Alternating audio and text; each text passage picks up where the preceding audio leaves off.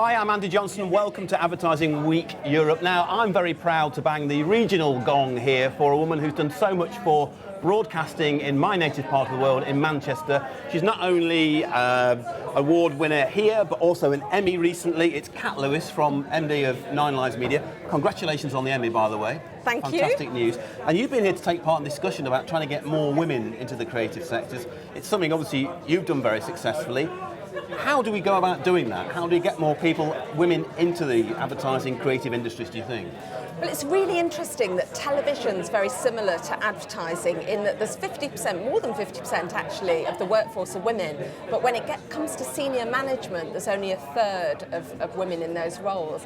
And it really, to me, all comes down to having children. You know, you can get away with having your first child, but then when you have a second child, it does become difficult. And I've seen that myself with so many colleagues. And for me, there are three things that can be done by all employers to really help the situation. One is to offer part-time working for women, you know, coming back from maternity leave whose children are very little. And I started one of television's first ever job shares at Granada many years ago. I fought hard for that with a friend who's still a really good friend who was my job share partner. We kind of almost created the solution and went up to our managers with that solution, which I think is a great way to tackle lots of problems in the workplace. Yeah. So part-time work. The second one is mentoring. I think mentoring is fantastic for women because we do, unfortunately, lack confidence, even when we've got fantastic qualifications and experience and track record. For example, when a woman's asked to speak at an event, she often says, I don't have the expertise to speak at that event, whereas a man will just say, when is it, what time, they'll just go for it. And that's great, and I admire that trait, but really women have got to learn to do the same, and mentoring can really help. And I believe in mentoring that's project-based, so rather than it just being a kind of chat between two people that won't necessarily have the focus it needs, I think it's great if it can be focused on a project. For example, a lady asked me if I would be her mentor. She runs a television company in Northern Ireland, and she needs to become an exec. So she said, why don't you exec this film that I'm going to be the producer-director on, and that will be an opportunity for you to mentor me. Yeah. And because it's very real and we're hitting problems, it's quite controversial. It's about Belfast's first purpose-built mosque. Right. It's a very important film to make, and I unusually did Islam at A-level, so it's a subject that's kind of close to my heart. There's a pub quiz question for you. Yeah. So basically that's something we're working on together. So I think that project-based mentoring is really good, because otherwise as a mentee you can think, I can't ask more of that person's time. And as a mentor, you know, sometimes it's quite difficult to fit in, and it feels a bit kind of, am I really helping? Whereas if it's project-based, it can be really helpful. And thirdly, but not finally, I think women need to learn to delegate. I grew up as the daughter of a mum who was a single parent and a teacher, and she was hopeless at delegating.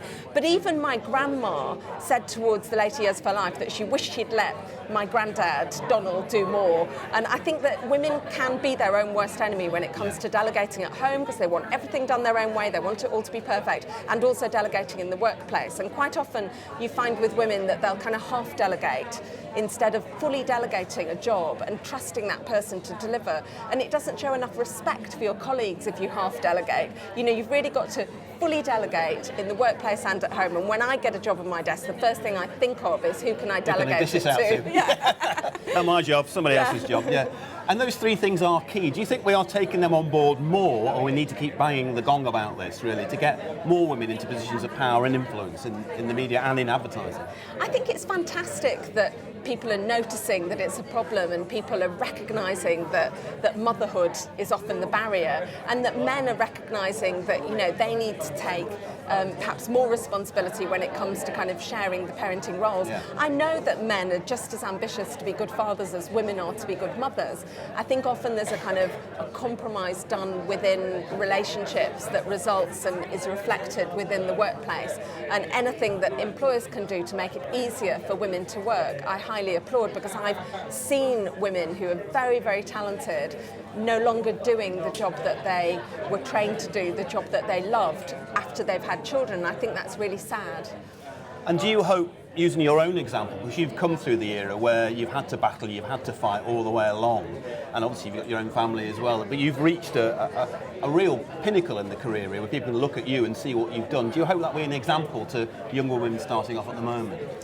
I hope so, but I think the most important thing is that I pass on the very real benefit I was given of being able to work part-time, and that I pass that on to my employees so that they can enjoy that themselves. Because the thing that I think is a bit different when I hear other women being interviewed is that they often say that they feel guilty about the time that they spent away from their children, but I don't.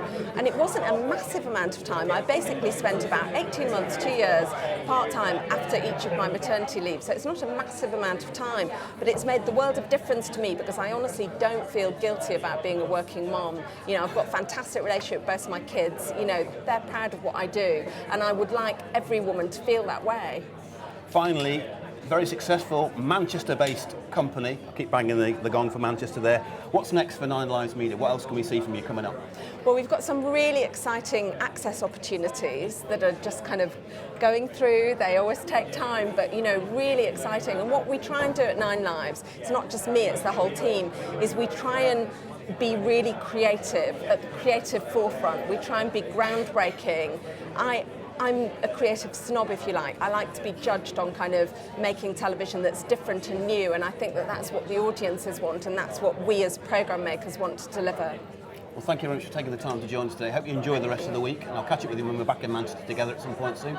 Kat Lewis, thank you very much indeed. Thank you. And don't forget, you can catch a lot of what Kat's company does on our television screens all the time at the moment. If you want to get involved in our conversation, it's #AW Europe. I do actually recommend that you do look out for what Nine Lives do. They're BAFTA award winning, they're Emmy award winning, they're RTS award winning, and they're based in the northwest of England.